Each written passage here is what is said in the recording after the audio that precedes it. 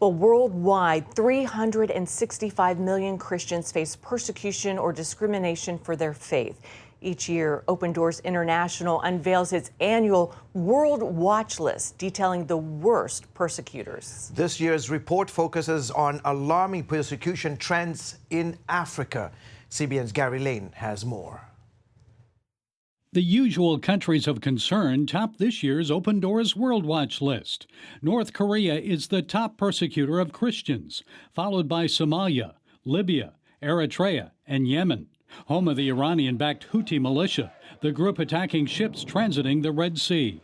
Open Doors U.S. CEO Ryan Brown says of the greatest concern is the rising tide of violence worldwide against followers of Christ, especially by Islamic and autocratic regimes in sub-Saharan Africa.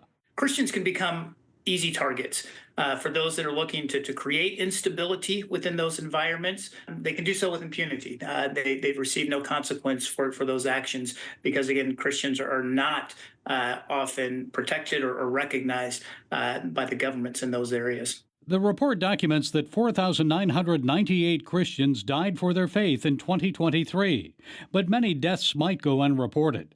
That's compared to 5,621 the previous year. Although the overall global death numbers are down, I know you found that more than 82% of the Christians killed for faith reasons were in Nigeria.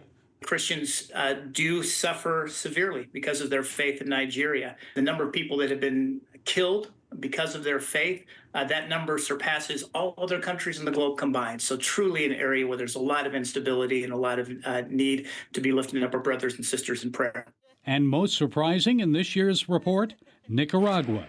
The country led by the communist Sandinistas and Daniel Ortega jumped 20 places from number 50 in 2023 to 30 on the 2024 list. It is one that continues to see alarming trends where the government is really seeing the Christian population as threats to the government, as threats to control, and therefore enact these persecutions against believers in those areas.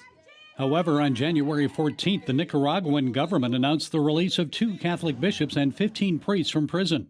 Among them was Bishop Rolando Alvarez, imprisoned for more than a year. Global Christian Relief CEO David Curry says it's important for the world to learn about Christian persecution through the documentation and indexing of incidents. People often turn aside from the fact that Christians are even persecuted at all, because in our Western mindset, they just don't understand the scope of the problem. Curry's organization has created a new global database recording violent acts of religious persecution. It's time that we see it as a global problem, that extremists are targeting Jews and Christians and others for their faith. As for Brown, he hopes the 2024 World Watch List will motivate people to pray. So many of our brothers and sisters are not necessarily seeking to flee that persecution, not looking even to escape that persecution, but simply seeking to be the hands and feet of Christ within that context of persecution, looking to for prayer, for encouragement that their testimony, their faith will not falter or fail in the face of such mounting odds. Gary Lane, CBN News.